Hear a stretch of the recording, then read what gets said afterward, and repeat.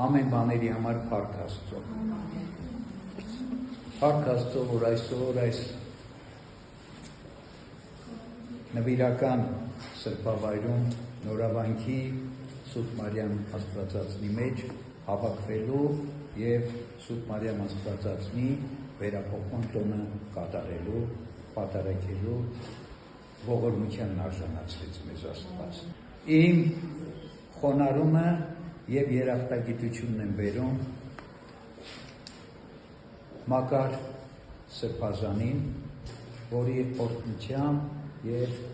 արտոնությամբ այսօրվա ուխտագնացություն եւ պատարակ տեղի ունեն։ Նաեւ նորավանքի ոգևոր հովիվ արժանապատիվ Տեր Արամին եղբորը, որը ամեն ինչ արեց, որ այսօրվա մեր պատարակ ուխտագնացությունը տեղի ունենա։ Թող Աստված իրենց զորացնի, օրհնի, հաստատում պահի իրենց կարգի մեջ եւ վարձքավոր մշակներ անի այն օրը, երբ պիտի կանգնեն Աստծո առաջ։ Հանուն Հոր եւ Որդվո եւ Օգնի Սրբո ամեն։ Այն օրերին Օգոստոս Կայսեր կողմից հրաման ելավ ամբողջ երկրում մարդահամար անելու համար։ Այս առաջին մարդահամարը տեղի ունեցավ, երբ Կյուրենիոսը կուսակալ էր ասորիքում, եւ բոլորը գնում էին արձանագրվելու մարդահամարին, յուրաքանչյուրն իր քաղաքում։ Հովսեփն էլ Դավթի տնից եւ ազգատողմից լինելով Գալիլեայի Նազարեթ քաղաքից ելավ գնաց դեպի Հրեաստան, Դավթի քաղաքը, որ Բեթխեհեմ է կոչվում, մարդահամարի մեջ արձանագրվելու Մարիամի հետ, որ նրա հետ նշանված էր եւ հղի էր։ Եվ երբ նրանք այնտեղ հասան, նրա ծննդաբերելու օրերը լրացան եւ նա ծնեց իր անդրանիկ որդուն, խանձարուրի մեջ փաթաթեց նրան եւ դրեց մսուրի մեջ, որովհետեւ Իջևանում նրանց համար տեղ չկար։ Ամբողջ աշխարհում մարդահամար էր, այն ժամանակվա աշխարհի մասին է։ Ռոմեական կայսրության մեջ Օգոստոս Կայսերը հրաման էր տվել, որ մարդահամար լինի։ Եվ բոլորը գնում էին մարդահամարի մեջ արձանագրվելու։ Ուրեմն բոլորը Ռոմեական կայսրության մեջ շարժի մեջ էին։ Ամեն մեկը գնում էր իր հայրերի, իր պապերի, իր նախնիների քաղաքը, ծննդավայրը, որպեսզի այնտեղ արձանագրվեին մարդահամարի մեջ։ Եվ շարժում էր։ Բայց այդ շարժումի մեջ կար նաև յուրիշ շարժում։ Ինչ շարժում էր։ Հովսեփն ու Մարիամը Նազարեթից գնում էին Բեթխեհեմ։ Այս շարժումը Կայսեր հրամանի հետ կապ չուներ։ Թեև աստվածային նախախնամությունը այնպես էր արել, որ այս երկուսը իրար հետ համընկնեն, բայց այս շարժումը աստվածային նախախնամությամբ էր, որովհետև Բեթխեհեմում պիտի ծնվեր Տեր Հիսուս Քրիստոս, աշխարհի փրկիչը։ Ուրեմն Մարիամն ու Հովսեփը պիտի այդ շարժման մեջ լինեին, իրենք պիտի գնային։ Ինչի սրա վրա ես այսօր կենտրոնացա։ Աշխարհի մեջ մենք բոլորս նույն աշխարհում ապրում ենք, նույն երկրում ապրում ենք, նույն օրենքների տակ ենք բոլորս։ Թե աշխարհիկ, պետական եւ թե հոգեվոր, եկեղեցական։ Բայց բոլորս նույն կերպ չենք ընթանում։ Ոմանք եւ մեծամասնությունը ընթանում են դեպի ներքև։ Ոմանք շատ քչերը ընթանում են դեպի վերև։ Ինչ եմ ուզում ասել ներքև վերև ընթանալով։ Այսինքն աշխարհիկ մտածելակերպի մեջ են, նյութապաշտության եւ նյութական աշխարհի մեջ են եւ իրենց մտածումները, հույզերը, ծրագրերը, ամեն ինչ կապված է այս նյութական աշխարհի կարգուսարքի հետ։ Եվ այս ճանապարհով իրանք ընթանում են դեպի ներքև, այսինքն դեպի գերեսման, դեպի դժոխք։ Եվ աշխարհի մեծ մասը այս ընթացքի մեջ այսօր։ Եվ շատ քչեր այս աշխարհի մեջ, անտեսած այս աշխարհի օրենքները, անտեսած այս աշխարհի պահանջները, պահանջմունքները ուրիշ կերպ են ընթանում, վերև նայելով են գնում,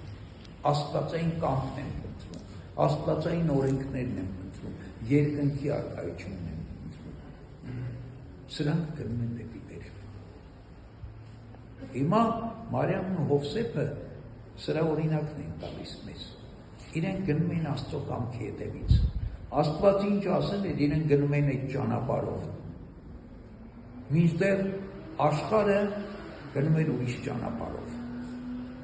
աշխարհը գնում էր Քրիստոսին մերժելու ճանապարհով, աշխարհը գնում էր Քրիստոսին սպանելու ճանապարհով, չէ՞։ Հերովդես թագավորը ինչ արեց, զորք ուղարկեց, որ Բեթլեհեմում բոլոր մանուկներին կոտորեն այն մտայնությամբ, որ Քրիստոսն է սրանց մեջ պիտի սպանվի։ Բայց աստվածային նախախնամությունը ուրիշ բան է պատրաստել։ Աստվածային նախախնամությունը պատրաստել է Քրիստոսով երկնքի առկայության հաստատումը։ Մարդկային ցեղի փրկությունը, որը ոչ մի Հերովդես, ոչ մի թագավոր, նույնիսկ Սատանան չի կարող խափանել, որը պիտի իրականանա։ Բայց մենք հիմարաբար խելքներս գցած հետևում ենք այս աշխարհի ընթացքին, Սատանայի գայթակղություններին, ոչ թե Աստծո կամքն ենք փնտրում, ոչ թե երկնքի առկայությունն ենք փնտրում, այլ մեր սրտի ուզածն ենք փնտրում, որը ինչ է, մեղք է, ուրիշ բան չի, մեր սիրտը մեղք է ուզում։ Ադամն ու Եվան իրենց սրտի ուզածն արեցին, ինչ էր իրենց սրտի ուզածը, այդ պտուղը, որ արգելված էր, ուզեցան ուտեն, որովհետև հաճելի էր, իրենց սիրտը քաշեց, եւ ինչ եղավ, մեղք գործեցին։ Այն ինչ որ մեր սիրտը քաշում է, մեզ տանում է մեղքի, ուրեմն մենք պիտի սովորենք մեր սրտին, մեր ցանկությանը ոչ ասելու։ Հակոբ Սարակյանը գնում է ձեր ցանկությունների հետևից եւ ցանկությունը ձեզ մեղքի է տանում, մեղքն էլ մահվան է տանում, դժոխք է իջացնում։ Ուրեմն այսօր Սուրբ Մարիամ Աստվածածնի վերափոխման տոնի վերջին օրն է, 9-րդ օրն է։ Աստվածածինը ընթանալով Աստծո կամքի ետևից, Աստծո կամքով ապրելով իր կյանքը, արժանացավ վերափոխման, երկնքի առկայության։ Սա մեզ համար օրինակ է, սա մեզ համար ճանապարհ է, բայց ես խոսում եմ հիմա ոչ թե կյանքի վախճանին վերափոխվելու մասին, այլ այս կյանքի ընթացքում վերափոխվելու մասին։ Մենք եթե հիմա չվերափոխվենք, մեր մտայնությունները չփոխենք, մեր կյանքի նպատակը լինի մի քիչ ավելի պարզ լինելու համար եմ այդպես ասում, մի տուն էլ ավել առնելը, կամ էլ ունեցած ավելի շքեղացնելը, կամ ավելի լավ մեքենա ունենալը, կամ սրանից նրանից ավելի հարուստ լինելը, մենք չենք վերափոխվի։ Վերափոխում են ժամանակ կլինի, երբ որ մենք հասկանանք, որ սրանք ունայնություն են։ Սրանք ընդամենը ժամանակավոր մեր կյանքը այս աշխարհի մեջ ապրելու միջոցներ են։ Հիմա տունդ կլինի 60 քառակուսի մետր, 80 քառակուսի մետր, թե 800 քառակուսի մետր։ Մեկ դու այդ տան մեջ մի սենյակում պիտի քնես վեր կանաս, 800 քառակուսի մետրի մեջ չես կարող քնես վեր կանաս։ Ու բայց 800 քառակուսի մետրը կարող է քեզ խանգարի երկինք գնալու, ու հաստատ կխանգարի։ Հիմա քո մեքենան ընդամենը 3-4 հազար դոլարանոց մեքենա է, որով դու կարողանում ես Երևանից գալ հասնել Նորավանք, թե 300 հազարանոց կամ 500 հազարանոց մեքենա է, որի մեջ դու կոմֆորտի մեջ ես գալիս Նորավանք, ինչ տարբերություն։ Տարբերությունն է նա, որ այդ կոմֆորտը կարող ես դժողքի չացնի։ Ուրեմն մենք պիտի վերափոխվենք, խնդրենք, որ Սուրբ Աստվածածինը բարեխոս լինի, որ մենք այս կյանքում վերափոխվենք։ Եթե մենք այս կյանքում չվերափոխվեցինք, անդերձյալում չենք վերափոխվելու, երկնքի արքայության չենք հասնելու։ Գիտեք, մենք ասում ենք, որ մեր ննջեցյալները արժանանան հավիտենական կյանքի կրկության։ Մենք էլ ենք փափագում դրան, բայց որպեսզի ննջեցյալները կենդանի լինեն անդերձյալում, պիտի այս կյանքում կենդանի լինեն։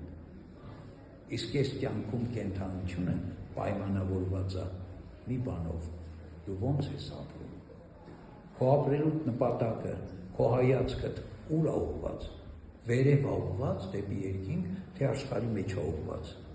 Դու այս աշխարհի մեջ ես ինչ-որ բաներ փնտրում, թե երկնքում ես փնտրում։ Եթե այս աշխարհի մեջ ես փնտրում, ուրեմն ամեն ինչ պիտի ավարտվի այս աշխարհի մեջ, ունայնությամբ, գերեզմանով։ Եթե երկինքն ես փնտրում, ուրեմն ամեն ինչ պիտի ավարտվի երկնքում։ Եթե մարդը այս աշխարհի մեջ մեռած է, չի կարա մահվանից հետո կենդանանալ։ Իսկ մենակ նյութով եւ այս աշխարհի օրենքներով ապրող մարդը Աստծո համար մեռած է։ Քրիստոսն ասել այդ մասին։ Ասեց, թող մեռելները թաղեն իրենց մեռելին, դու արի իմ ետևից, դու կենդանացիր։ Մարիամ Աստվածածինը այս աշխարհի համար մեռած էր։ Կենդանի էր Աստծո համար։ Դեռևս շատ մանուկ հասակից, նոր ծնված հասակից, որովհետև ուխտեցին ծնողները իրենց զավակին ընծայել Աստծուն։ Եվ նոր ծնված պահից հանձնեցին Աստծուն, եւ ինքը այդպես էլ ապրեց իր կյանքը, այսինքն այս աշխարհի օրենքով չապրեց, այլ Աստծո ձգտելով ապրեց եւ արժանացավ երկնքում Աստծո արքայության մեջ իր որդու աչքում բազմելու, այսինքն վերափոխվեց երկինք, որը մենք էլ նայենք մեր կյանքերին։ Շատ լավ ասում Հովան Ոսկեբերյանը, եւ այդ ինձ անընդհատ ժամանակ առ ժամանակ միտքս է գալիս։ Այն հարուստ երիտասարդը, որ եկավ Հիսուսի մոտ ասեց. «Վարդապետ, ինչ անեմ, որ երկնքի արքայությունը ժառանգեմ»։ Դե ասեց պատվիրանները պահի բան, ի վերջո ինչ ասեց, ասեց գնա, հարստությունդ բաժանիր աղքատներին, արի իմ ետևից եւ կատարյալ կլինես։ Ասում է, տխրեց այս երիտասարդը եւ հեռացավ։ Եվ Հիսուսն էլ ասեց, ինչքան դժվար է, որ մեկը, որ հարստություն ունի, երկնքի արքայություն մտնի։ Հովան Ոսկեբերյանը ինչ է ասում այս դրվագի հետ կապված։ Ասում է, անմիտ մարդ, այդ հարստությանը, որ կարճած էիր, չես մնալու կարճած, մի օր մահը պիտի քեզ բաժանի այդ հարստությունից, բայց այլևս ուշ է լինելու։ Եթե ինքնական բաժանվեիր, Տիրոջ ասացի պես կատարյալ կլինեիր երկնքում, բայց երբ որ դու չես բաժանվում, մահն է քեզ բաժանում, միևնույն է, այդ բաժանումը լինելու է։ Մենք կարող ենք ինքնական բաժանվել, կարող են մեր ձեռքից այդ ամեն ինչը խլել մի օր։ Եթե ոչ այս աշխարհի մեջ, եթե ոչ այս աշխարհի օրենքներով, մահվան կարան խլեն մեր ձեռքից այդ ամեն ինչը։ Մարդը մեծ կարողության տեր է եւ ձեռքը չի գնում, որ այդ կարողությունից մաս հանի, գոնե ավելորդից մաս հանի ուրիշների համար։ Եվ Աստված ինչ անում, միակ քաղցկեղ է ուղարկում այդ մարդուն Եվ այդ մարդը գնում է Իսրայելներում, Գերմանիաներում, բաներում, ամբողջ իր այդ հարստությունը մսխում է։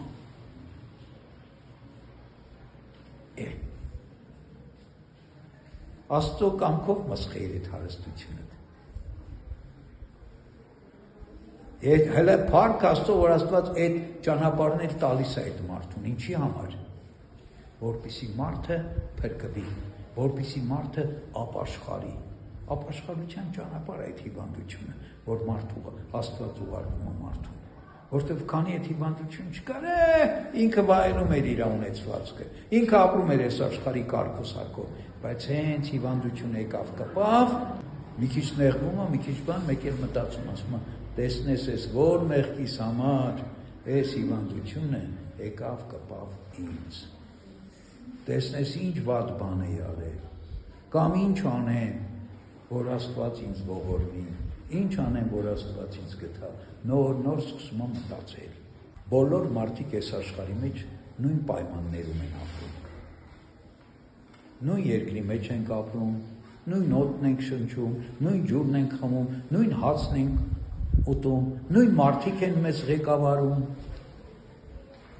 աշխարհիկ կամ հոգևոր, բայց մարդկանց մի մասը այդ պայմանների մեջ երկինք նայելով ապրում, մի մասը աշխարհին նայելով ապրում, ըստ այն մեկ պիտի լինի մեր վախճանը, ով երկինք նայում իր վախճանը պիտի լինի երկնքում, վախճանը չէ, իր կյանքը, եւ ով երկրին նայում, իր վախճանը լինի այս երկրի մեջ։ Ուրեմն այս վերջին տոնական օրով Սուրբ Մարիամ Աստվածածնի հիշատակը տոնը կատարելով մենք էլ խնդրենք, որ Աստված մեզ ողորմություն, որ մենք իր ողորմությամբ ու գթությամբ սկսենք վերև նայել։ Թողնենք աշխարհի մեջ մեր որոնումներն ու բնտրտուքները, այլ վերինը որոնենք, ինչպես ասում է Պողոս Առաքյալը, եւ արժանի լինենք այս աշխարհի մեջ ապրելով վերափոխման, որպեսզի այն օրն էլ արժանանանք Աստծո շնորհին եւ ողորմությանը։ Ամեն։ Թող Աստծո շնորհը, սերը, խաղաղությունը ամենքիս հետ լինի Սուրբ Մարիամ Աստվածածնի բարեփոխությամբ։ Ամեն։